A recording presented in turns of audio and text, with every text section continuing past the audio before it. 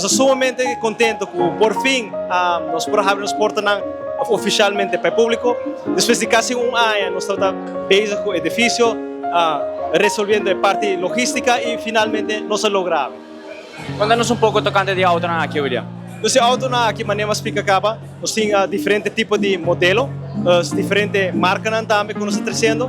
E também o tipo de auto que nós estamos trazendo não é somente auto elétrico, mas também nós temos plug-in hybrids e também gasolina. De que hora para que hora você está abrindo?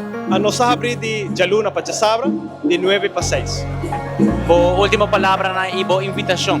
Me está invitando a gente do pueblo de Aruba para vir visitar-nos, ser conhecido com o auto e também nós vamos educar também de tocar de todo auto que não por assim a diferença entre tipo de auto corriente, plug-in hybrids e gasolina. E por último, nós situamos na Wilhelmina Straat 81, onde antes Exois Frost estava situado, e uma invitação para você passar a ser conosco.